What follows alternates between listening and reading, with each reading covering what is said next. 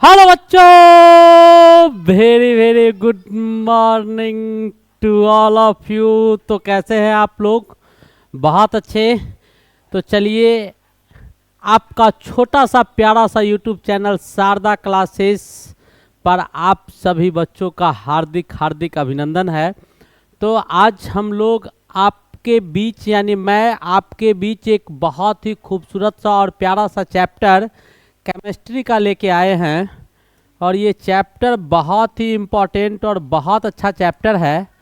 Organic chemistry का chapter है और इसके बहुत अच्छे अच्छे क्वेश्चंस आपको लाए गए हैं। ऑर्गेनिक केमिस्ट्री यानी कार्बनिक रसायन का एक चैप्टर लेके आए हैं। चैप्टर का नाम दिखाई दे रहा होगा। चैप्टर का नाम है अल्कोहल, फेनॉल एंड ईथर। वैसे आप लोग पढ़े होंगे अल्कोहल क्या होता है। तो जिसका फंक्शनल ग्रुप बेटा OH होता है उसी को अल्कोहल बोलते हैं। फेनॉल क्या होता है तो आप लोग पढ़े होंगे नहीं। अल्कोहल का ही एक ग्रुप जो बेंजीन के साथ OH को अगर जोड़ दिया जाता है तो इसी को हम लोग फेनॉल बोलते हैं। इसी को क्या बोलते हैं? फेनॉल बोलते हैं। कोई दिक्कत? मेरे ख्याल से दिक्कत नहीं होगा।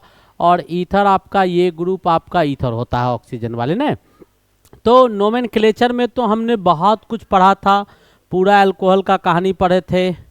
अमाइंस में से क्या करते हैं, ई को हटा के OH लगा ई को हटा के OL लगा देते हैं नहीं। मीथेन में ई हटा के OL लगा दिए तो मीथेनॉल हो गया, इथेनॉल हो गया, प्रोपेनॉल हो गया। ऐसे बहुत सारे चीज़ हम लोग इसके विषय में ऑलरेडी पढ़ चुके हैं। तो आज मैं आपको अल्कोहल, फेनॉल और ईथर का लगभग आपको 35 से 40 क्वेश्चंस आपको बहुत अच्छे अच्छे क्वेश्चन, एक एक इम्पॉर्टेंट क्वेश्चन बिल्कुल कॉन्सेप्ट के साथ पढ़ाने वाला हूं। तो आप भी एक्टिव होके एकदम शुरू से लास्ट तक दिमाग केंद्रित करके देखते रहिएगा। आप लोग अगर देखेंगे तो शुरू से लास्ट तक आपको बहुत कुछ यूनिक दिखाई देगा और टोटल का टोटल चैप्टर आपका रिवाइज हो जाएगा।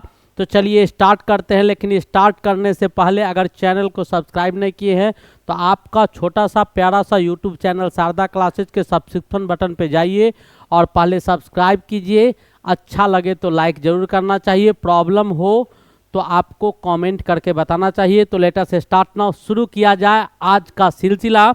तो चलिए स्टार्ट करते हैं। और आज का मेरा पहला क्वेश्चन आपके लिए क्या है, बोर्ड पर दिखाई दे रहा होगा। बहुत ही खूबसूरत और प्यारा सा छोटा सा क्वेश्चन है। इथॉक्सी ईथेन किसे कहा जाता है, वही आपसे पूछा जा रहा है। तो बेटा इथेन क्या होता है? तो इथॉक्सी ईथेन, इथेन क्या होता है? CH2 CH3, ये आपका इथेन होता है नहीं, इथाइल होता है। और इसी में O लगा देंगे और इधर आपका CH2 CH3 लगा देंगे। तो मैंने आपको बताया था कि इथॉक्सी अल्केन का या एल्कॉक्सी अल्केन जो हम लोग पढ़ते हैं, एल्कॉक्सी अल्केन जो हम लोग पढ़ते हैं, क्या पढ़ते हैं? एल्कॉक्सी अल्केन जो हम लोग पढ़ते हैं। तो जिसके पास कम कार्बन होता है, जिसके पास कम कार्बन होता है, जैसे मैं आपको एक दो क्वेश्चन दिखाता हूं। जैसे आपके पास अगर CH3O C2H5 आप दिया हुआ है, या इसी को हम ऐसे एक्सप्लेन करके लिख सकते हैं CH3O CH2 और CH3 आपको लिखा हुआ है। तो इसमें कार्बन ऑक्सीजन के दोनों तरफ कार्बन देखेंगे तो ये आपका एसिमेट्रिक का अनसिमेट्रिक ईथर है और ये आपका सिमेट्रिकल ईथर है। ये आपका सिमेट्रिकल ईथर है, ठीक है। फंक्शनल ग्रुप वो है, दोनों तरफ ऑक्सीजन के दोनों तरफ अगर सेम चीज लगा होगा उसको सिमेट्रिक बोलेंगे। तो ये आपका सम्मित है और ये आपका एसिमेट्रिक है यानी असम्मित है। ये आपका असम्मित है। क्या है? असम्मित है, ठीक है। तो एक सम्मित है, दूसरा आपका असम्मित है। आपसे पूछ रहा है कि इथॉक्सी, तो जिसके मतलब जिस साइड कार्बन कम होगा उसी को ऑक्सीजन के साथ लेते हैं। तो ऐसा क्वेश्चन ये रहेगा तो ये ऑक्सीजन के साथ आ जाएगा। तो ये मिथाइल था, ऑक्सीजन के साथ आएगा तो इसका नाम हो जाएगा बेटा मिथॉक्सी। और इधर बचा क्या? C2H5, तो मिथॉक्सी इथेन इसका नाम हम लिखेंगे, ठीक है। तो कम कार्बन जब रहेगा तो ये दो कंडीशन आपको समझ में आ गया होगा। जैसे मैं और एग्जांपल लूँ, C2H5 इधर लगा देता हूँ, O लगा दिया और C3H7 लगा दिया, C3H7 इधर लगा दिए, ठीक है। तो आप अगर इसको देखेंगे तो यहाँ पर आपको दिखाई देगा, क्या दिखाई देगा कि ये कम कार्बन है तो ऑक्सीजन के साथ जाएगा तो इसका नाम क्या हो जाएगा? तो इसका नाम बेटा इथॉक्सी हो जाएगा। नाम है, नाम राम लिखेंगे, हिंदी में लिखो अंग्रेजी में लिखो कोई फर्क नहीं पड़ता है, इतना आप लोग जानते होंगे। इथॉक्सी हो जाएगा और 3 कार्बन है तो प्रोपेन हो जाएगा। अगर दोनों में समान होगा तो ये भी आपका असम्मित है। क्या है? असम्मित है। ऑक्सीजन के दोनों तरफ अगर समान चीज लगा होता है उसको सम्मित बोलते हैं, अलग अलग लगा होता है तो उसको हम लोग क्या बोलते हैं? असम्मित बोलते हैं। अब हमारे पास ये है तो इसका जब केमिकल फार्मूला इसका लिखना है तो ये आपका इधर आ जाएगा। दोनों में समान होगा तो किसी को ले सकते हैं, तो यही आपका क्या हो जाएगा? इथॉक्सी हो जाएगा। और ये आपके क्या हो जाएंगे? इथेन हो जाएंगे। ये इथॉक्सी हो गया इधर से और ये आपका इथेन हो गया। ठीक है, जब देखिएगा तो C2H5 इसको और सिंपल वे में हम लोग लिखेंगे, इथॉक्सी इथेन है तो इथॉक्सी इथेन कौन सा ऑप्शन हो जाएगा? B is the correct option, C2H5 O C2H5। तो इधर वाला का लिख सकते हैं C2H5 और ये आपका O है और इधर आपका C2H5 है। नो डाउट समझ में आ गया होगा। बहुत ही प्यारा और छोटा सा क्वेश्चन था लेकिन अच्छा क्वेश्चन था। उम्मीद है आपको समझ में आ गया होगा इथॉक्सी इथेन क्या होता है। नेक्स्ट क्वेश्चन, अगला क्वेश्चन देखिएगा। बहुत ही खूबसूरत और प्यारा सा क्वेश्चन दिखाई दे रहा होगा। शुरू से लास्ट तक बनो यार। देखो बहुत इधर कुछ करने की आवश्यकता नहीं है, बहुत सिंपल और अच्छे आसान क्वेश्चंस है। सारा क्वेश्चंस आपको पूछा हुआ है, जैसे BACB 2021 में पूछा है, 22 में पूछा है, 23 में पूछा है। लगभग 10 साल का टोटल क्वेश्चन और जितने टाइप के होते हैं सारे क्वेश्चंस को लेके आते हो। ऑप्शन चेंज करके कॉन्सेप्ट को समझाने की कोशिश करते हैं। तो यहाँ पर भी मैं आपको इससे पहले भी बोला हूँ कि जो ऑप्शन और जब हम एक्सप्लेन करते हैं उसको देखो बेटा, वो देखना बहुत जरूरी है। ऐसा नहीं आए ये हुआ वो हुआ वो हुआ वो हुआ टिक करके चले गए, वो तो अपने से भी रट सकते हो। तो रट्टा मार पढ़ाई, समझ रहे हो क्या होता है, चूंकि साइंस पढ़ रहे हैं। अब क्या कहता है कि निम्नलिखित में से किस प्रतिक्रिया से फिनॉल सैलिसिलिक एल्डिहाइड में परिवर्तित हो जाता है? By which of the following reaction? Phenol को बेटा कन्वर्ट करना है। मैं रिएक्शन मैकेनिज्म अभी नहीं बताऊंगा, वो भी बताऊंगा, घबराना नहीं है, सब्जेक्टिव लेके आएंगे। तो फेनॉल को आपको सैलिसाइक्लिक एसिड में से फिनॉल को किस में कम बदलना है? सैलिसाइल डिहाइड में बदलने की कोशिश करना है। तो फेनॉल को जब सैलिसाइल डिहाइड में हम लोग बदलेंगे तो किस प्रोसेस से बदलेंगे? तो बेटा यहाँ पर जो रिएक्शन होगा वो आपको राइमर टाइमर रिएक्शन होगा। क्या होगा? राइमर टाइमेंस रिएक्शन होंगे। और ये राइमर टाइमर रिएक्शन में क्या करेंगे कि इसको हम लोग हीट करते हैं। फेनॉल को क्या करते हैं? हीट करते हैं। किसके उपस्थिति में? तो KOH और NaOH के उपस्थिति में। किसके उपस्थिति में हीट करते हैं? तो दो चीज लेते हैं, यानी पोटेशियम हाइड्रोक्साइड और सोडियम हाइड्रोक्साइड के उपस्थिति में हम लोग क्या करेंगे? फेनॉल को जैसे ही हीट करेंगे तो किस में बदल जाएगा? सैलिसाइल डिहाइड में चेंज कर जाएगा। और इस रिएक्शन को कौन बताया था? तो राइमर टाइमर ने बताया था इसी रिएक्शन को। तो ये प्रोसेस आपका क्या कहलाया? राइमर टाइमन रिएक्शन के नाम से जाना जाता है। चलिए नेक्स्ट क्वेश्चन की ओर मूव करते हैं। क्वेश्चन हमारे पास बहुत सारे हैं। कहता है कि निम्नलिखित में से कौन सा यौगिक पानी में घुलनशील है? तो बेटा पानी आयनिक सब्सटेंस है, पोलर सब्सटेंस है, तो पोलर में पोलर डिजॉल्व होता है, यानी जो आपका आयनिक होगा वो आपके आयनिक में डिजॉल्व होंगे। जो आपका आयनिक होगा वो आपको आयनिक में ही घुलेगा। जो आयनिक नेचर के होंगे आयनिक नेचर में, जो पोलर होगा पोलर यानी आयनिक पोलर होगा, पोलर भी डिजॉल्व करेगा किस में? तो पोलर में ही डिजॉल्व करता है। ठीक है, तो इन चारों में आपका आयनिक नेचर किसका है? तो आयनिक नेचर बेटा इथेनॉल का है। शराब का नाम सुना होगा, बड़ा तेजी से पानी में घुलता है और घुलते ही पैक बना देता है, और जैसे ही पीते हैं वैसे ही पैक का असर दिखने लगता है। तो आपका इसमें पूछ रहा था कि कौन कंपाउंड जल में सॉल्युबल है? तो इथेनॉल सबसे बेहतरीन ऑप्शन था। मैंने इथेनॉल को टिक कर दिया कि इथेनॉल क्या होता है। चलिए नेक्स्ट क्वेश्चन अब आपको दिखाते हैं। अगला क्वेश्चन क्या है? क्या कहता है? The product of C6H5 N double bond N, यहाँ पर जो आपका होगा ये Cl होगा, H3O+ के साथ रिएक्शन करेगा, H3O+ होगा, तब क्या बनता है वही आपसे पूछा जा रहा है। तो फटाफट चलिए रिएक्शन करवाते हैं। क्या कहता है कि C6H5, ऐसा करो बेटा इसको हम क्या करते हैं कि फेनॉल दिया हुआ है इसको स्ट्रक्चर में तोड़ लेते हैं और तब आपको दिखाते हैं। C6H5 को हम ऐसे लिख दे और ये बेंजीन में C6H5 हो गया, और यहाँ पर क्या लगा हुआ है? N लगा हुआ है। डबल बॉन्ड आपका N है, इस N पर प्लस दिया हुआ है और इसके साथ Cl लगा हुआ है, इस Cl पर क्या होगा, माइनस होगा और इसका रिएक्शन करवाना है हाइड्रोजियम आयन से, इसके साथ हमको रिएक्ट करवा देना है। बस यही रिएक्शन हमको करवाना है, फटाफट रिएक्शन करवाइएगा। मैं जानता हूं कि आप लोग से हो जाएगा, बिल्कुल हो जाएगा। जैसे ही आप इसको रिएक्शन करवाएंगे तो कहानी क्या होगा, रिएक्शन तो मैं आपको समझाने नहीं जा रहा हूँ, लेकिन ये बेटा ऐसे यहाँ अटैक करेगा, ये आपको यहाँ अटैक करेगा, ऐसे करके बढ़ेगा। और जब रिएक्शन आप ओवरऑल देखिएगा तो आपको प्रोडक्ट क्या मिलेगा, मैं डायरेक्ट आपको प्रोडक्ट बताता हूँ। तो प्रोडक्ट यहाँ पर मिल जाएगा आपको, फेनॉल मिल जाएगा, यहाँ पर नाइट्रोजन आपको बाहर निकल जाएंगे, नाइट्रोजन बाहर निकलेगा और नाइट्रोजन के साथ भी कुछ कंपाउंड आपको बाहर निकलेगा और वो कंपाउंड क्या है, HCl आपका यहाँ पर बाहर निकल जाएगा। ठीक है, तो आपको मिला क्या, तो फेनॉल मिल गया।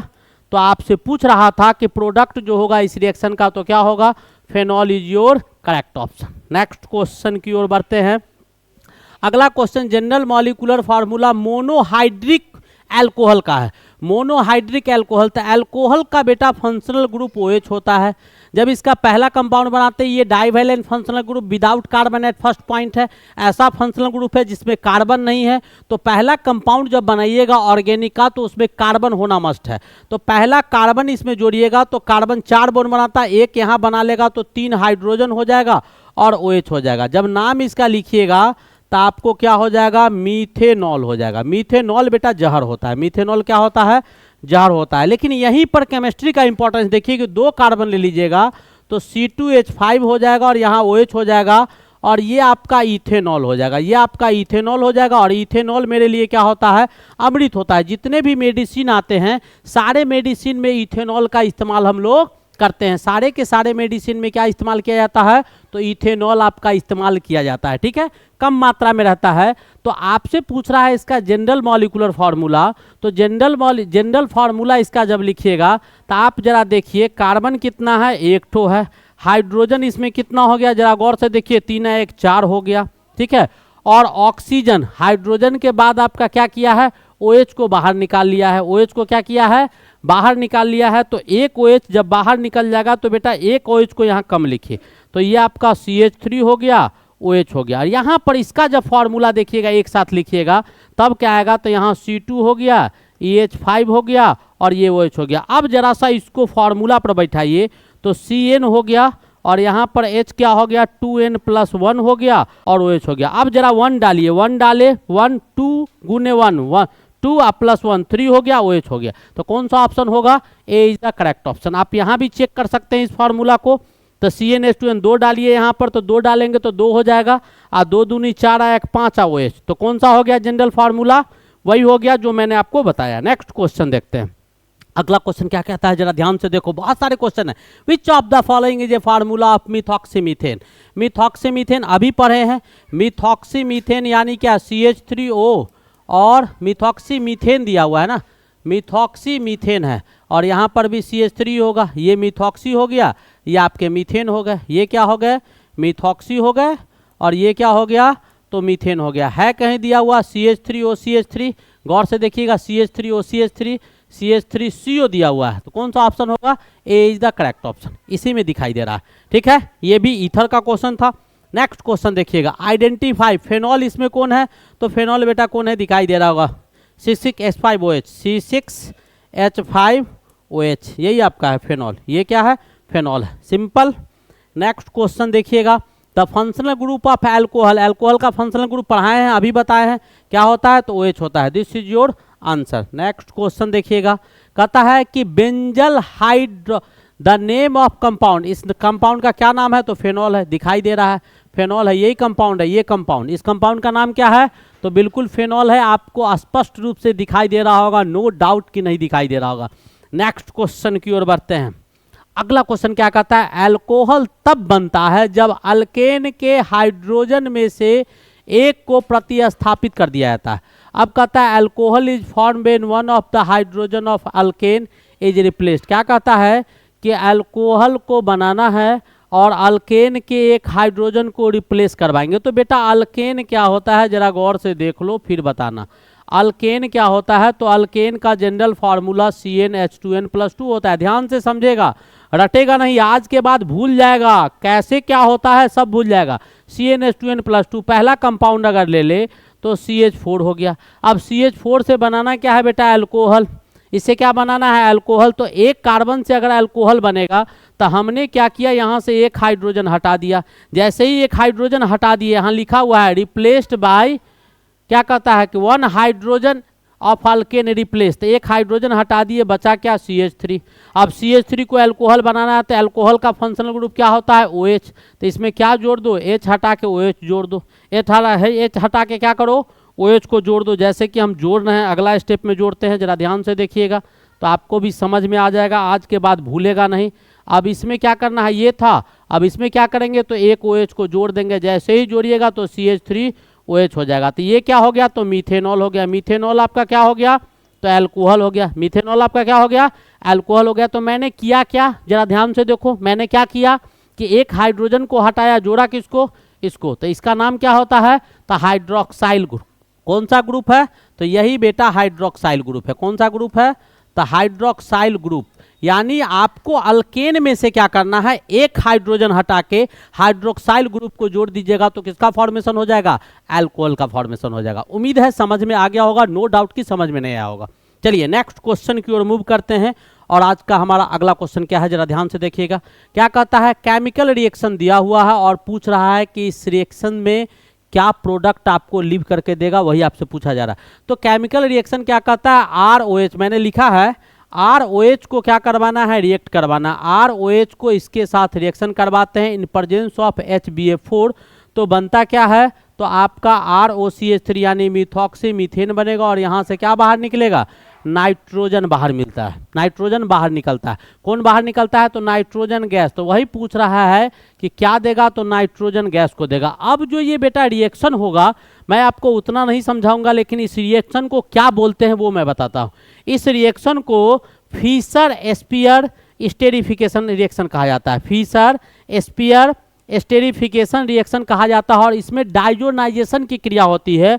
और डाइजोनाइजेशन यानी फिशर एस्पियर रिएक्शन का नाम है, और डाइजोनाइजेशन की क्रिया होती है। और ये ईस्टर और नाइट्रोजन को देने का काम करता है। यही आपका ईस्टर को दिया, किसको दिया, ईस्टर को दिया। और यहाँ पर आपका क्या, नाइट्रोजन बाहर निकलता है। होगा कैसे, तो कुछ नहीं करना है आपको, यहाँ से ये इस पर अटैक करेगा, ये इस पर अटैक करेगा, ठीक है। यहाँ से ये बोन टूटेगा, CH2 हो जाएगा, यहाँ से एक H इसको मिल जाएगा, यहाँ से CH3 आपका मिल जाएगा। और CH3 किसके पास आ जाएगा, इसके पास। यहाँ से H+ बाहर निकल गया है, CH2 यहाँ से गया और इसके साथ मिल गया H+ के साथ। और यहाँ से जो बचा N2 इधर आ गया, N2 आपका इधर आ गया, जो बचा वो वाटर के साथ चला गया, ठीक है। सिंपल रिएक्शन होता है, जब हम समझाएंगे तो वहाँ आपको समझ में आएगा। अब क्या कहता है कि ड्राई डिस्टिलाइजेशन ऑफ कैल्शियम फॉर्मेट। बेटा कैल्शियम फॉर्मेट मैं आपको यहाँ पर बनाया हूँ कि ये कैल्शियम फॉर्मेट है। और कैल्शियम फॉर्मेट का करवाना क्या है, तो हमको करवाना है ड्राई डिस्टिलाइजेशन। ड्राई डिस्टिलाइजेशन क्या करवाना है, ड्राई डिस्टिलेशन करवाना है। क्या करवाना है, ड्राई डिस्टिलेशन एक प्रोसेस होता है, या डिस्टिलाइजेशन एक प्रोसेस होता है जिसमें किसी भी चीज़ को शुद्ध करवाया जाता है। किसी भी चीज़ को क्या करवाता है, शुद्ध करवाया जाता है। अब ड्राई डिस्टिलाइजेशन करवाना है यानी क्या, उसमें पानी की मात्रा नहीं डालना है, ठीक है। विदाउट वाटर आपको डिस्टिलाइजेशन करवाना है। तो फटाफट आप डिस्टिलाइज जब इसको करवाइएगा तो डिस्टिलाइज करवाने के बाद क्या प्रोडक्ट आएगा, उम्मीद है आप लोग बना लिए होंगे। क्या आएगा, तो आपको यहाँ पर प्रोडक्ट जो आएगा HCHO का फॉर्मेशन होगा। CHO यानी फॉर्मल्डिहाइड बन जाएगा। और आपको बाहर क्या निकल जाएगा, तो कैल्शियम कार्बोनेट CaCO3 बाहर निकलेगा। तो बना क्या, तो फॉर्मल्डिहाइड बन गया। फॉर्मल्डिहाइड हमको बन गया, ठीक है।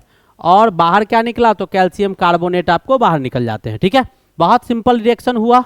यहाँ पर फॉर्मल्डिहाइड बन गया, HCHO का फॉर्मेशन हुआ। और उसके बाद बाहर क्या निकला, तो आपका कैल्शियम कार्बोनेट बन गया। तो चलिए कौन सा ऑप्शन हो गया, ए इज द करेक्ट ऑप्शन। अगले क्वेश्चन की ओर मूव करते हैं। हमारा अगला क्वेश्चन क्या कहता है, निम्नलिखित में से कौन सा हाइड्रोजन आबंध नहीं बनाता है। तो इससे पहले भी एक सेट में इस बार पूछा था क्वेश्चन बेटा कि कौन हाइड्रोजन बॉन्ड नहीं बनाएगा, तो आपका हाइड्रोजन बॉन्ड HCl नहीं बनाता है। अब सवाल उठता है कि सर तीनों बनाता है, ये क्यों नहीं बनाता है। मैं आपको बताता हूँ। देखिए आपको फोन इसमें देखिएगा तो N है, नाइट्रोजन है, इसमें आपका ऑक्सीजन है और इसमें आपका HF है।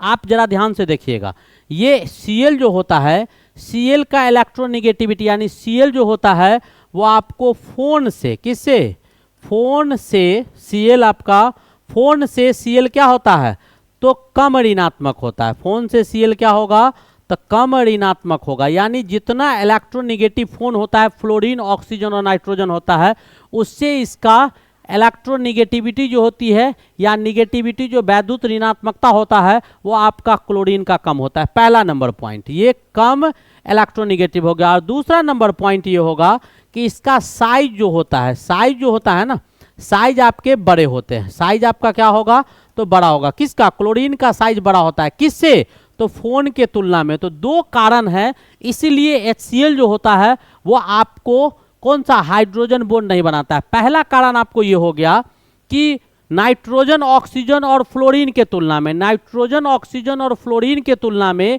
क्लोरीन का साइज बड़ा होता है। और दूसरा, नाइट्रोजन, ऑक्सीजन और फ्लोरीन के तुलना में क्लोरीन जो होगा उसका इलेक्ट्रोनिगेटिविटी जो होगा वो आपका यानी कम इलेक्ट्रोनिगेटिव होता है। ठीक है, वो ज्यादा इलेक्ट्रोनिगेटिव है, ये कम इलेक्ट्रोनिगेटिव है। नेक्स्ट क्वेश्चन क्या कहता है कि विच of the following on reduction with LiAlH4 give ethyl alcohol. अब चारों को बेटा रिएक्ट करवाना होगा। ये ऐसा क्वेश्चन है, बहुत सारे क्वेश्चन में आंसर क्वेश्चन में होता है और ऑप्शन जो होता है वही आपका क्वेश्चन हो जाता है। अब कहता है कि इन सब में किस सब को रिड्यूस करवाएंगे, तो रिडक्शन में हाइड्रोजन को जोड़ना पड़ता है। रिडक्शन में क्या करना पड़ता है, हाइड्रोजन को। तो एक एक करके आपको करवाना होगा। जैसे मैं पहला को लेता हूँ, CH3CO होल 2O दिया हुआ है, इसको रेड्यूस करवाना है। रेड्यूस करवाना है किसके उपस्थिति में, तो LiAlH4 के उपस्थिति में। ये क्या देगा, रिडक्शन करवाना है तो हाइड्रोजन देगा, यानी H+ के उपस्थिति, यानी हाइड्रोजन को इसमें क्या करना है, हमको जोड़ देना है। हाइड्रोजन को क्या करना है, हमको डायरेक्ट ऐड करवा देना है। ये हाइड्रोजन आपको ये दे देगा। ठीक है, अब जैसे ही ऐड करवाइएगा तो इसमें क्या बनेगा, तो C2H5OH बन ही जाएगा। CH3 CH2OH का फॉर्मेशन करेगा, CH3 CH2OH बना लेगा, ये भी बना लिया। दूसरा जो आपका है B ऑप्शन, ये A ऑप्शन था, B ऑप्शन देखते हैं। तो B ऑप्शन आपका क्या होगा, CH3COCl दिया हुआ है और इसका रिएक्शन करवाना है H+ के उपस्थिति में, तब भी आपका किसके उपस्थिति में, तो LiAlH4 के उपस्थिति में। तो ये भी आपका C2H5OH को दे देगा। अब D ऑप्शन देख लेते हैं। तो D ऑप्शन पहले करवा देते हैं क्योंकि ये देने वाला लग रहा है। CH3COO C2H5 बना लिया और इसको भी हमने H+ दे दिया, यानी रेड्यूस करवा रहे हैं, सबको हाइड्रोजन दे रहे हैं। तो ये आपका 2C2H5OH का फॉर्मेशन कर देगा। और ये जो आपका C वाला ऑप्शन है ये भी दिखाई दे रहा है कि आपका H2O बनाएगा, लेकिन अमोनिया के फॉर्म में बनाएगा। इसका रिडक्शन करवाइएगा। तो रिडक्शन करवाने के बाद जैसे ही यहाँ पर रिडक्शन ऑक्सीडेशन करवा रहे थे, रिडक्शन करवाइएगा तो ये भी आपको प्रोडक्ट देगा, लेकिन किस फॉर्म में देगा, तो अमाइंस के फॉर्म में देगा। किस फॉर्म में देगा, अमाइंस के फॉर्म में देगा, यानी कॉरस्पॉन्डिंग अमाइंस के फॉर्म में प्रोडक्ट बनेगा। इसका जो प्रोडक्ट बनेगा वो किस फॉर्म में बनेगा, तो कॉरस्पॉन्डिंग अमाइंस के फॉर्म में इसका प्रोडक्ट बनेगा। ठीक है, अब इसमें जो अलग अलग रिएक्शन मैंने दिखाया, इसमें भी कुछ चीज़ आपको देखने को मिलेगा। क्या देखने को मिला, अब देखिए जरा सा हम इसको गौर से देख ले सारे को। तो ये कॉरस्पॉन्डिंग अमाइंस, यानी जैसा ये प्रोडक्ट है वैसे ही कॉरस्पॉन्डिंग अमाइंस के फॉर्म में प्रोडक्ट देगा। ठीक है, अभी इसकी आवश्यकता नहीं है हमें, इसलिए छोड़ दिए। तो आपसे पूछ रहा है which of the following on reduction with LiOH give ethyl alcohol, कौन दे रहा है। तो बेटा यहाँ पर देखो, तो इसको देखेंगे तो यहाँ पर आपका एक 8H आ जाएगा और H2O का फॉर्मेशन कर लेगा। यहाँ पर क्या बना, तो इथेनॉल के साथ वाटर बन गया। और यहाँ पर Cl है तो एक HCl आपका बन जाएगा।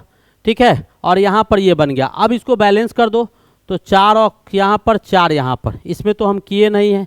और सब में आपका क्या आ जाएगा, तो LiAlH4 आ जाएगा। अब आपसे पूछ रहा है तो सबसे सुपर आंसर कौन हो गया, तो सबसे सुपर आपका D वाला आंसर हो गया। कौन सा हो गया, D वाला हो गया, क्योंकि ये आपका इथाइल अल्कोहल क्या दिया है, तो केवल आपको इथाइल अल्कोहल ही दिया है। क्या दिया है, तो केवल आपको इथाइल अल्कोहल देने का काम ये किया है। तो D is the correct option. तो ऐसे भी कुछ क्वेश्चंस आते हैं जहां पर हमको ध्यान रखना होता है कि जो प्रोडक्ट हमको, तो चारों का चारों रिएक्शन हम आपके सामने करवा दिए और इस चारों में आपको दिखाई दे रहा होगा सुपर आंसर कौन है, ये। डायरेक्ट इसको हाइड्रोजनेशन करवाएंगे तो क्या 2 मोल आपका ये दे देगा, इसमें HCl बन रहा है, इसमें वाटर के साथ ये बन रहा है। ठीक है, नेक्स्ट क्वेश्चन, अगला क्वेश्चन देखिएगा क्या कहता है, which of the following compounds is optically active. बेटा ऑप्टिकली एक्टिव, ऑप्टिकली सक्रिय कहा जाता है। जैसे मान लो ऑप्टिकली एक्टिव कहने का मतलब ये है कि कोई भी इमेज आपका ऑप्टिकली एक्टिव, जैसे मान लो कि आप एम्बुलेंस देखते होंगे लिखा हुआ, एम्बुलेंस जैसे मान लो ये पेन है, इस पेन पर कुछ नहीं लिखा हुआ, इस पेन पर कुछ भी लिखा हुआ नहीं है, तो इसको आईना के सामने ले जाइएगा तो बिल्कुल जैसा है बिल्कुल वैसा ही दिखाई देगा, ठीक है। इसी पेन पर हम लिख दे, जैसे एम्बुलेंस इन्वर्टेड लिखा हुआ रहता है, एम्बुलेंस उल्टा, आईना उसको सीधा करके दिखाता है नहीं। तो हमारे बॉडी पर अगर इस गाल में दाग है दाहिने तरफ तो आईना बाएं तरफ दिखाई देगा, क्योंकि लेटरली इन्वर्टेड इमेज, इन्वर्टेड नहीं बनाएगा, इन्वर्टेड इमेज अगर आईना बनाता तब हम अगर सीधे खड़े होते तो मेरा सर नीचे और पैर ऊपर दिखाई देता। लेटरली इन्वर्टेड, बायां वाला दायां और दायां वाला बायां बनाता है। तो वो ऑप्टिकली एक्टिव कौन होगा? जिसके ब्रांचेज होंगे, जिसके ब्रांचेज होंगे। जैसे मान लो कि मैं एक मिरर ले लेता हूं और यहाँ पर क्या करते हैं कि एक पेन को डाल देते हैं, यहाँ पर इसका इमेज बिल्कुल ऐसा आएगा, कुछ पता चलेगा नहीं पता चलेगा। लेकिन अगर यहीं पर हम RED लिख देते हैं तो यहाँ पर पता चलेगा, ये R हो जाएगा, ठीक है, उल्टा दिखाई देगा, ये आपको E दिखाई देगा, ये आपको D दिखाई देगा। दिखाई दिया? बिल्कुल ऐसा ही उल्टा दिखाई दिया, नहीं दिखाई दिया, ठीक है। तो ये लिखा हुआ था तो उसमें तो अंतर नजर आया। तो यहाँ पर ऑप्टिकली एक्टिव कौन होगा? जो कायरल कार्बन जिसमें होंगे, कायरल कार्बन जिसमें होंगे। कायरल कार्बन किसको कहा जाता है? तो कार्बोहाइड्रेट्स में हम लोग को पढ़ना था, ठीक है, वहाँ बहुत पढ़े हैं, ग्लूकोज, फ्रुक्टोज, माल्टोज, रिबोज, इस सब में पढ़े हैं हम लोग, ठीक है। कायरल कार्बन हो या इसी को हम लोग एसिमेट्रिकल कार्बन बोलते हैं। क्या बोलते हैं? एसिमेट्रिकल कार्बन बोलते हैं, एसिमेट्रिकल कार्बन बोलते हैं। तो ये आपको तब पता चलेगा। तो कायरल कार्बन एक ऐसा कार्बन होता है जिस कार्बन पर जो चारों का चारों ब्रांच लगा होगा ना, जैसे यहाँ A है तो यहाँ B होना चाहिए, यहाँ C होना चाहिए और यहाँ D होना चाहिए, चारों अलग अलग है। तो इस पर जो ब्रांचेज होगा ना वो चारों के चारों C पर जो लगा होगा वो चारों अलग होगा, चारों अलग होगा, उसी को कायरल बोलेंगे और इसको हम लोग स्टार से सिंपली ऐसे रिप्रेजेंट करते हैं।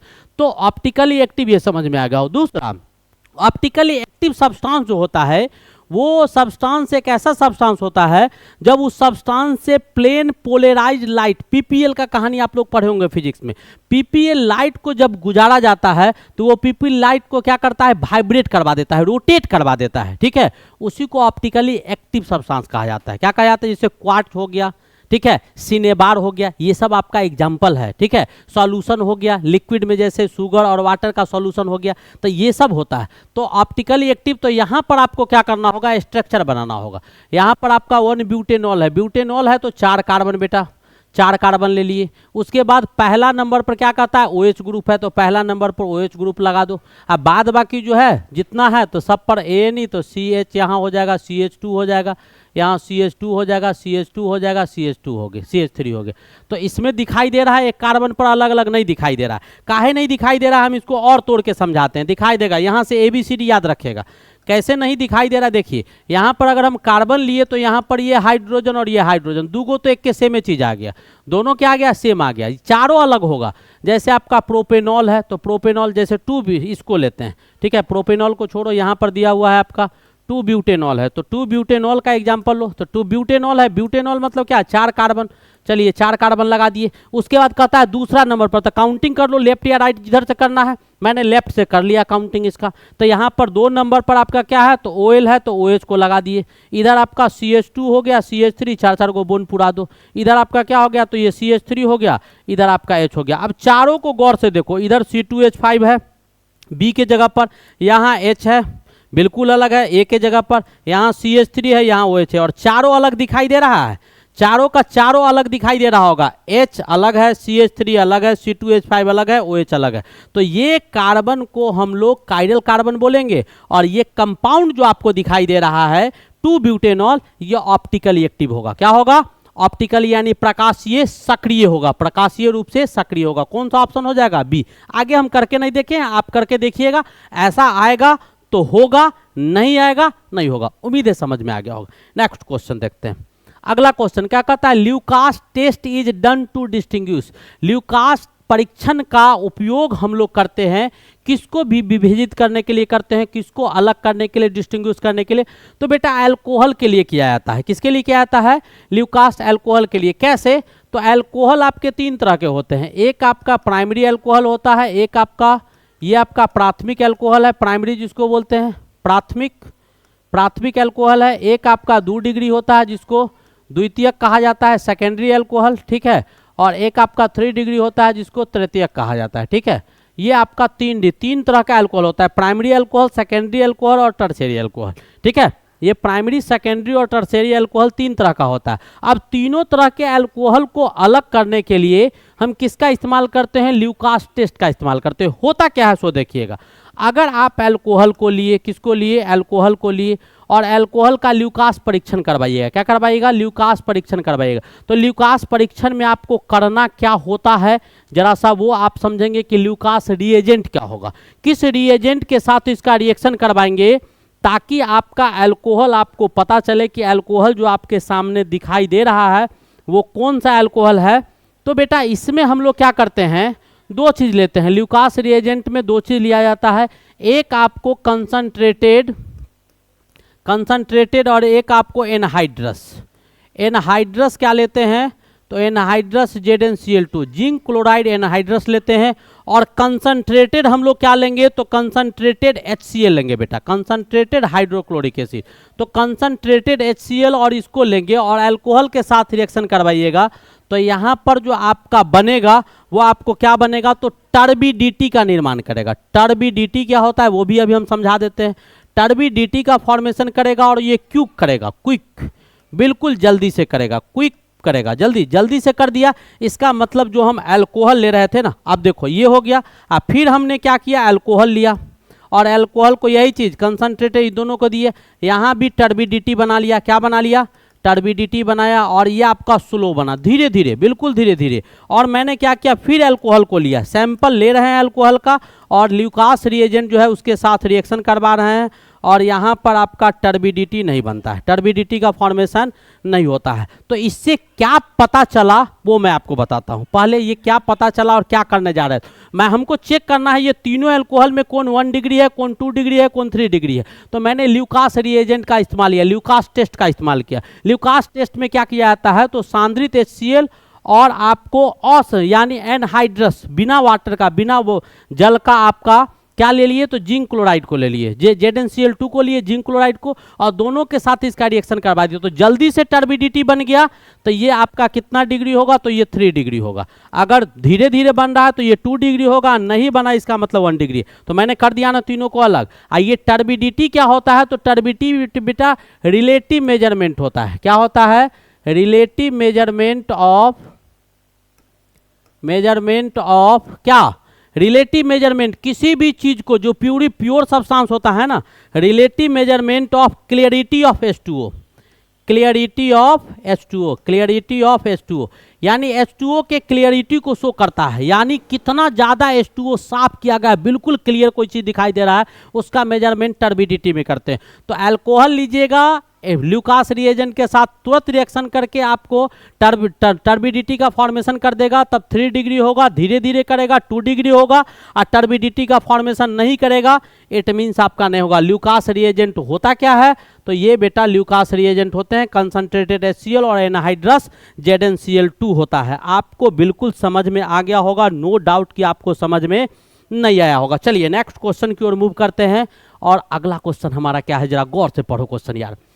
क्या कहता है? उपरोक्त प्रतिक्रिया में X C2H5OCH4H के साथ रिएक्शन, अच्छा केमिकल रिएक्शन दिया हुआ है बेटा, C2H5OC2H5 दिया हुआ है, यानी क्या? इथॉक्सी इथेन का रिएक्शन करवा देना है, किसके साथ? तो 4H के साथ करवाते हैं, और इन प्रेजेंस ऑफ क्या? तो रेड फॉस्फोरस के उपस्थिति में करवाते हैं। तो बनता क्या है? तो 2X बन रहा है और H2O आपका बाहर निकल रहा है।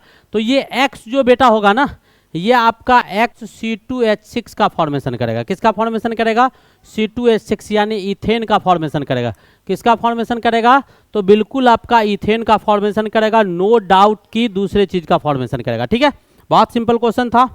नेक्स्ट क्वेश्चन क्या कहता है? Phenol is less acidic then.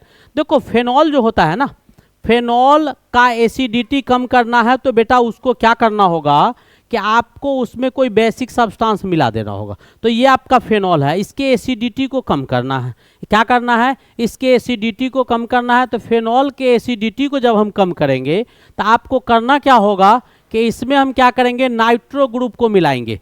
Nitro group यहाँ पर दिखाई दे रहा होगा। नाइट्रो ग्रुप बेसिक होता है, ये आपका इप्सो पोजीशन हो गया, ये ऑर्थो हो गया, ये मेटा हो गया और ये पैरा हो गया। ठीक है, ये 4 पोजीशन है, मेटा है, ये आपका पैरा है और ये आपका ऑर्थो है और ये आपका इप्सो पोजीशन है जिससे फंक्शनल ग्रुप लगा हुआ है। ठीक है, तो यहाँ पर ऑर्थो नाइट्रो है, तो यहाँ पर क्या करेंगे, यहाँ पर जो दिया गया है यहाँ NO2 को मिला दिए। NO आपका हो क्या गया, तो बेसिक हो गया। तो कहीं भी ऑर्थो पर, मेटा पर, पैरा पर कहीं भी आप NO2 को मिला दीजिएगा तो ये फेनॉल के एसिडिटी को क्या करेगा, घटा देगा और किसका निर्माण कर लेगा, ऑर्थो नाइट्रो फेनॉल आपका सही आंसर हो जाएगा इसमें। ठीक है, नेक्स्ट क्वेश्चन की ओर मूव करते हैं। हमारा अगला क्वेश्चन क्या कहता है, कहता है जब इथेनॉल लाल फास्फोरस की उपस्थिति में ब्रोमीन के साथ प्रतिक्रिया करता है तो यौगिक बनता है। नहीं, इथेनॉल क्या कर रहा है कि आपका ब्रोमीन के साथ रिएक्शन कर रहा है, किसके उपस्थिति में, तो लाल फास्फोरस के उपस्थिति में। तो क्या बनाएगा वही आपसे पूछा जा रहा है। तो आप इस क्वेश्चन को देखिएगा। तो मेरे ख्याल से इथेनॉल का रिएक्शन ब्रोमीन के साथ अगर करवाएंगे तो C2H5Br का फॉर्मेशन तो कर ही लेगा और इसके साथ भी आपको क्या बनेगा वो आपको जानना होगा। क्या बनेगा फटाफट बताओ, 1 सेकेंड का समय है, 1 सेकेंड में बता दो यार, 1 सेकेंड में क्या बनेगा, यही बनेगा, यही बनेगा या दूसरा कुछ बनेगा, बिल्कुल यही नहीं बनेगा। किसका फॉर्मेशन होगा भाई, H2O बाहर निकलेगा, C2H5Br का फॉर्मेशन करेगा और H2O यहाँ से क्या हो जाएगा, तो बिल्कुल आपको बाहर निकल जाएंगे। कौन सा ऑप्शन हो जाएगा, तो D is the correct option, D is the correct option. ठीक है, बचा हुआ क्या था, कुछ नहीं था, Br आपको यहाँ से बाहर निकल जाएगा। ये भी क्वेश्चन उम्मीद है आपको समझ में आ गया होगा, नो डाउट कि समझ में नहीं आया होगा। ये भी क्वेश्चन आप समझ गए होंगे। समझ गया कि नहीं समझा, समझा कि नहीं समझा, नहीं समझा, बिल्कुल नहीं समझा। यहाँ से H3 क्या बनेगा भाई, 1 मिनट रुक जाओ, यहाँ पर थोड़ा सा प्रोडक्ट जो बनेगा वो प्रोडक्ट में एरर है। क्या बनेगा प्रोडक्ट, जरा सा जल्दी बताइएगा क्या बनेगा, तो आपका H3PO3, H3PO3 का फॉर्मेशन करेगा क्योंकि ये फास्फोरस भी लिए थे। ठीक है, तो आपका ऑप्शन क्या था, तो ये ऑप्शन था। चलिए नेक्स्ट क्वेश्चन की ओर मूव करते हैं। अब कहता है ल्यूकास रिएजेंट क्या होगा, तो अभी बताए हैं कि कंसंट्रेटेड HCl को मिला देते हैं किसके साथ, तो एनहाइड्रस ZnCl2 के साथ मिला देते हैं तो ये बन जाता है, यानी कौन सा option, A is the correct option दिखाई दे रहा है। ठीक है, ये कंसंट्रेटेड होगा, एक आपका एनहाइड्रस होगा। नेक्स्ट क्वेश्चन देखिएगा, बहुत लंबा क्वेश्चन, उतना आसान क्वेश्चन। क्या कहता है, गौर से पढ़ लो, आंसर टिक कर लो। क्या कहता है कि निम्नलिखित में कौन शराब की विशेषता नहीं है, they are lighter than water. बिल्कुल, शराब जो होता है बेटा पानी से हल्का होता है, अल्कोहल जो होते हैं ना इथेनॉल, वो आपको पानी से हल्का होता है। बॉइलिंग पॉइंट जो होता है वो मॉलिकुलर वेट बढ़ाने पर बढ़ेगा, सीधी सी बात है, कम पदार्थ है तो उसका बॉइलिंग पॉइंट कम होगा, ज़्यादा रखेंगे तो थोड़ा सा ज़्यादा हीट देना होगा। तीसरा कहता है लोअर मेंबर सर, क्या ऐसा थोड़े है कि भाई थोड़ा सा चीनी या थोड़ा सा शराब पानी में घुलेगा या ज़्यादा शराब लेंगे तो नहीं घुलेगा, यानी ये ऑप्शन आपको गलत दिखाई दे रहा है हमको। ठीक है, चौथा भी पढ़ लेते हैं, lower members are having pleasant smell, यानी कम अगर होगा तो उसका खुशबू बहुत अच्छा होगा। बर्निंग टेस्ट होगा, बर्निंग टेस्ट यानी क्या, वो जलेगा तो होता ही है। स्वीट स्मेल, प्लीजेंट स्मेल, क्या कहता है, कम भी शराब कहीं कोई पी लिया देखता है ना, मशीन लगा देता है तुरंत। ठीक है, बर्निंग टेस्ट होगा, इसीलिए तो पानी मिला के पीते हैं। और दूसरा कहता है कि while higher members are colourless and tasteless, ज़्यादा मिला दीजिएगा पानी, अगर मान लो कि 1 बाल्टी पानी में 1 बूंद डाल देगा शराब को तो उससे कोई पता फर्क तो नहीं पड़ेगा, नहीं ना पड़ेगा। चलो कौन सा ऑप्शन, सी सही था। नेक्स्ट क्वेश्चन क्या कहता है, स्पिरिट प्रूफ, प्रूफ स्पिरिट जो होता है वो क्या पाया जाता है, तो प्रूफ स्पिरिट जो होता है बेटा, स्पिरिट है तो अल्कोहल से बना होगा, उसमें अल्कोहल तो वॉल्यूम के हिसाब से जो होता है ना, आयतन के हिसाब से 57% अल्कोहल होता है और मास और वेट के हिसाब से उसमें 48% आपके अल्कोहल होते हैं। ऑप्शन देख लीजिए, आपको दिखाई दे रहा होगा, 40% अल्कोहल बाय वेट, मार दो टिक करो यार, 40% अल्कोहल वेट के हिसाब से होगा। ठीक है, 40 नहीं 50%, 48 है ना, तो 48 है तो बेटा 50 के करीब ले जाओ, लगभग कितना परसेंट, 50% अल्कोहल बाय वेट आपको पाया जाएगा। यानी जो आपका प्रूफ स्पिरिट होगा उसमें 50% बाय वेट आपका ये होगा, क्या बाय वेट आपका या बाय मास आपका अल्कोहल होगा और 50% बाय वेट या वॉल्यूम के हिसाब से होगा, तो वॉल्यूम था नहीं तो मैंने इसको मार दिया। वैसे वॉल्यूम देता तो 60% के करीब देता। अब देखिए क्या कहता है कि Liebermann's nitroso reaction sequential changes in the colour of the phenol occurs. क्या कहता है कि लीबरमैन का नाइट्रोसो प्रक्रिया में फेनॉल के रंग में यानी लीबरमैन नाइट्रोसो टेस्ट जब करवाते हैं फेनॉल के साथ, लीबरमैन नाइट्रोसो रिएजेंट के साथ रिएक्शन करवाया जाता है, तो स्टेप बाय स्टेप जो रिएक्शन होता है तो उसमें कलर चेंज करता है। जो प्रोडक्ट उसके बनते रहते हैं ना प्रत्येक रिएक्शन में, तो उसका कलर चेंज करता है, वही आपसे पूछा गया है। तो नाइट्रोसो अमाइन ले लिए और नाइट्रोसो अमाइन का रिएक्शन मैंने करवा दिया किसके साथ, फेनॉल के साथ, और फेनॉल के साथ कंसंट्रेटेड H2SO4 ले लिए। क्या लिए, कंसंट्रेटेड H2SO4, और फेनॉल के साथ नाइट्रोसो अमाइन को हमने हीट किया। तो जैसे ही आप हीट कीजिएगा तो उसके बाद जो प्रोडक्ट बनेगा तो ये डार्क ब्लू बन जाएगा। कैसा प्रोडक्ट बनेगा, बिल्कुल डार्क ब्लू। तो इसका कलर क्या होता है, तो लाल या भूरा रंग का होता है। इसका कलर क्या होता है, लाल या भूरा रंग का होता है, ठीक है। और जैसे ही इसको हीट कीजिएगा किसके साथ, तो इसके साथ फेनॉल और कंसंट्रेटेड H2SO4। तो फेनॉल और कंसंट्रेटेड H2O4 जो आपका दिया गया है, तो इसके साथ हम रिएक्शन करवाएंगे। यहाँ दिया हुआ था इन द कलर ऑफ फेनॉल, तो इसका रिएक्शन यानी फेनॉल और कंसंट्रेटेड H2SO4 को नाइट्रोसो अमाइन के साथ रिएक्शन करवा रहे हैं।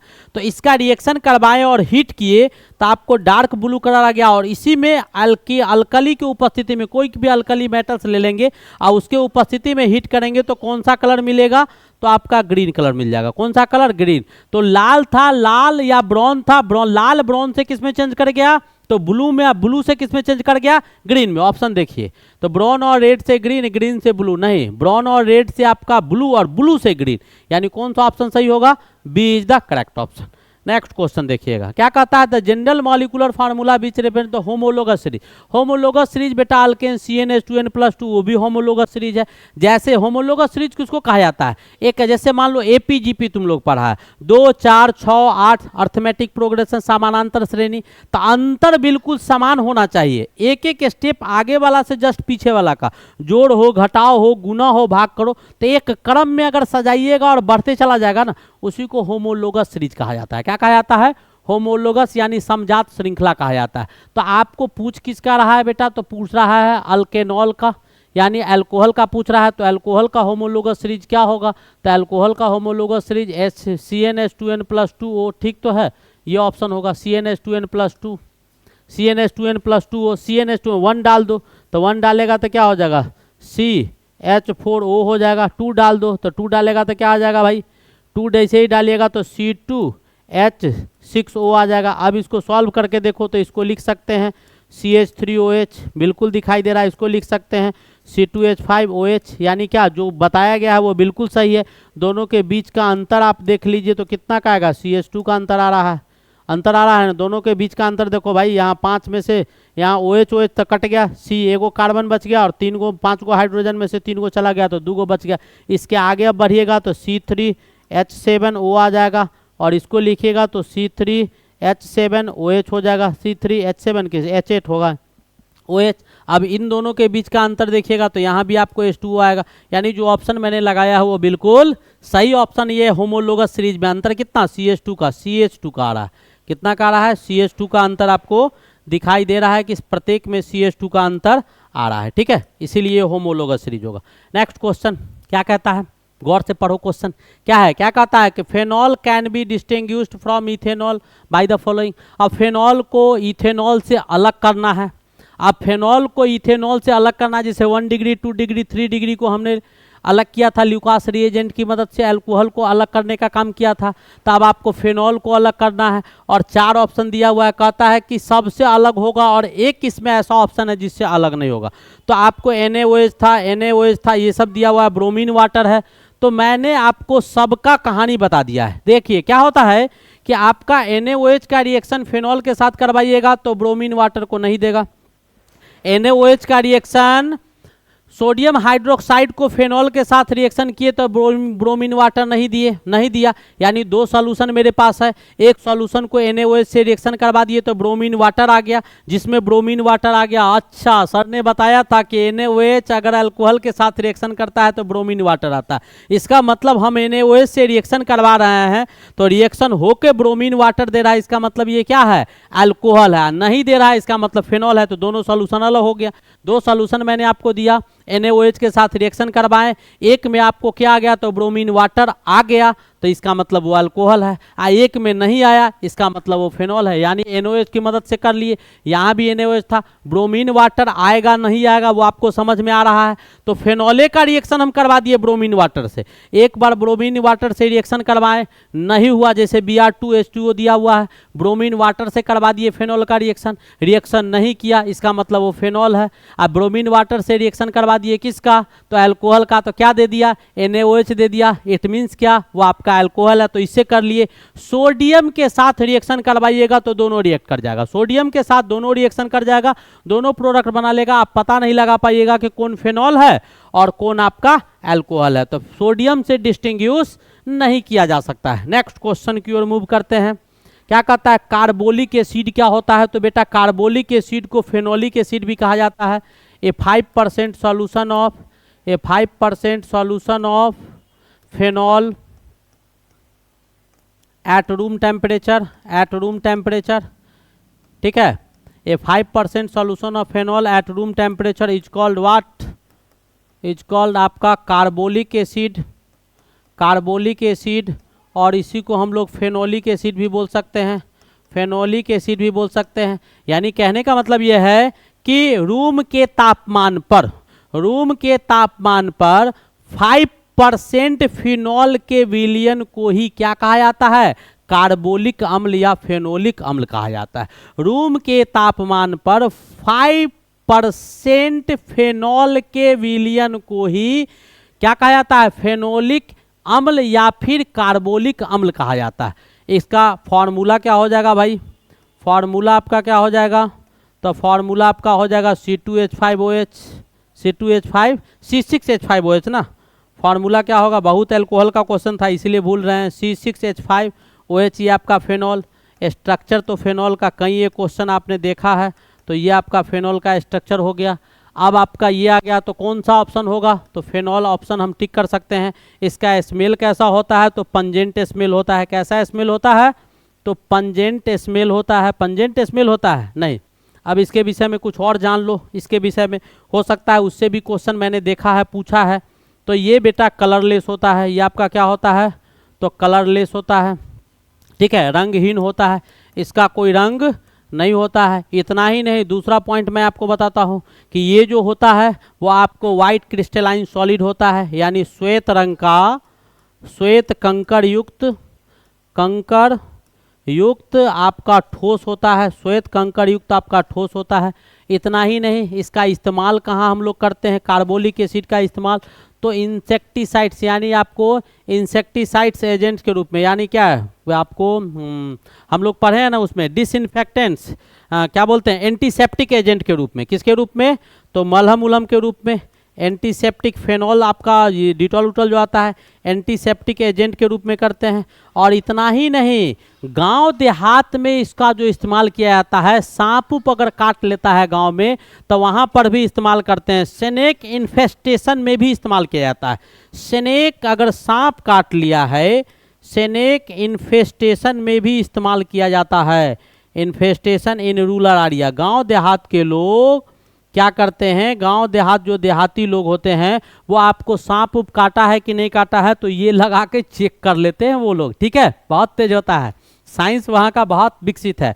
तो ये आपका कार्बोलिक एसिड था। उम्मीद है समझ में आ गया होगा। अगले क्वेश्चन की ओर मूव करते हैं। क्या कहता है, ग्लाइसेरॉल, कहीं एक बार पढ़े हैं, हीरो हीरोइनी सब नाचते रहता है बिना बात का, कोई मरता तो नहीं है। मर गया कौन, अमिताभ बच्चन, देखो अभी KBC लड़ा है, कितना सिनेमा में मरा होगा, गिनती नहीं है, कितना बार मार मार के लटका दिया, फांसी दे दिया, सब चीज़ हो गया, फिर भी जिंदा है। तो वहाँ पर भी आंसू बहाते हैं। तो ग्लाइसरॉल आपका एक ऐसा केमिकल होता है विक्स टाइप का कि सिनेमा उन्होंने जब नहीं रोया जाता है तो इसमें लगा देता है ताकि वहाँ से आंसू टपकने लगता है। तो ग्लाइसरॉल का बेटा फॉर्मूला पहले जान लो। कि सी है आपको 3 OH इसमें होता है, सी आपका 3 गो OH इसमें होगा, ठीक है। और इसके बाद सब में क्या हो जाएगा, CH2H हो गया और CH2 होगा, यही आपका ग्लाइसेरॉल होता है, यही आपका क्या होता है, ग्लाइसेरॉल होता है। तो 3 OH वाला, इसलिए इसको ट्राईहाइड्रिक एल्कोहल भी कहा जाता है। क्या कहा जाता है, ट्राईहाइड्रिक एल्कोहल हम लोग ग्लाइसेरॉल को कह सकते हैं। इसका केमिकल फार्मूला अगर लिखिएगा तो 3 कार्बन, हाइड्रोजन कितना हो गया, तो 2 2 4 1 5 3 8 8 हाइड्रोजन 3 ऑक्सीजन, ठीक है। ये आपको फार्मूला इस्तेमाल कहाँ होता है वो तो बताइए दिए, तो सिनेमा बनता है तो इसका इस्तेमाल किया जाता है। बिल्कुल समझ में आ गया होगा, नो डाउट कि नहीं आया होगा। नाम भी लिखिएगा इसका, तो 3 कार्बन है तो 3 कार्बन के क्या लिख दो, प्रोपेनॉल लिखो, प्रोपेन लिखो, ठीक है। और कहाँ कहाँ OH है, पहला पर, दूसरा पर, तीसरा पर, तो 1 2 3 और 3 गो है तो ट्राईओल लिख लो, प्रोपेन 1 2 3 ट्राईओल, या 1 2 3 प्रोपेन ट्राईओल भी लिख सकते हैं। यही आपका था ग्लाइसेरॉल। नेक्स्ट क्वेश्चन की ओर मूव करते हैं। क्या कहता है कि एल्डोल संघनन का उत्पाद है। तो एल्डोल कंडेंसेशन रिएक्शन जब बेटा करवाते हैं तो वहां पर आपका 2 गो मॉलिक्यूल्स इथेनॉल का प्राप्त होता है। अभी मैं करके नहीं दिखाऊंगा, लेकिन सब्जेक्टिव में आऊंगा तो एक एक रिएक्शन कहाँ कहाँ कैसे दौड़ेगा सब दौड़ाना सिखा देंगे, याद करवा देंगे तुम लोग को। 2 मॉलिक्यूल्स इथेनॉल का बनता है एल्डोल कंडेंसेशन में। नेक्स्ट क्वेश्चन देखिएगा, आणविक सूत्र आपको कितने द्वारा समावित, तो आइसोमर का बेटा कहानी है। आइसोमर क्या होता है, तो केमिकल फार्मूला सेम होगा और उसके स्ट्रक्चर अलग अलग होंगे। केमिकल फार्मूला सेम, स्ट्रक्चर अलग अलग, उसी को समावेव कहा जाता है। तो आपको केमिकल फार्मूला क्या दिया हुआ है जरा गौर से देखिएगा। केमिकल फार्मूला है बेटा C4H10O दिया हुआ है, यानी एक ऑक्सीजन है और बाद बाकी सारे के सारे 4 कार्बन और ये दिया हुआ है। तो आप ऐसा कीजिए ना कि हम ऐसा करते हैं कि इसमें इधर लगाते हैं, तो इधर आपका CH2 CH3 इधर लगा दो। ईथर का दिया हुआ है तो ईथर के फॉर्म में ही रखेंगे। तो एक तो ये स्ट्रक्चर इसका हो गया। दूसरा स्ट्रक्चर ये करो ना कि इसको अलग इधर उधर जोड़ने का कोशिश करो, इधर उधर जोड़ने का। जैसे मैं एक और बनाता हूँ, जैसे आपका CH3 है, यहाँ पर O लगा देते हैं, ठीक है। और इधर आपका CH2 और CH3, तो एक तो स्ट्रक्चर ये हो गया इसका, ये दूसरा ये हो गया। कार्बन देखो 1 2 3 4 कार्बन है, हाइड्रोजन 3 3 6 4 10 ऑक्सीजन, ठीक है। और इसको एक और स्ट्रक्चर में तोड़ेंगे तो ऐसा बना सकते हैं, CH3 हो गया, O हो गया, यहाँ पर CH है, यहाँ CH3 और यहाँ CH3।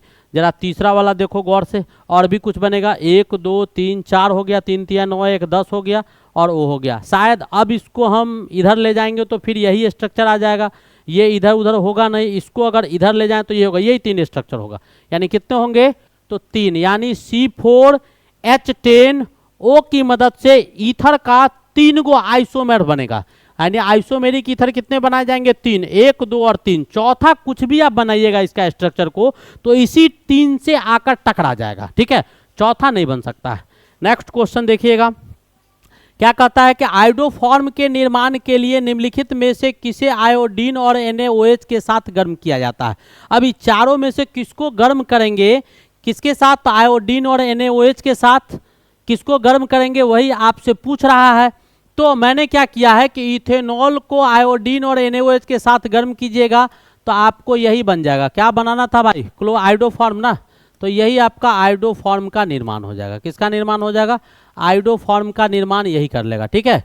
ये आपको आयोडोफॉर्म बना दिया। यहाँ CHCl3 होता है, CH3Cl, तो वो आपका क्लोरोफॉर्म हो जाता है। तो आयोडोफॉर्म बनाया कौन, तो अल्कोहल का, यानी इथेनॉल का रिएक्शन मैंने करवा दिया आयोडीन के साथ और NaOH के साथ।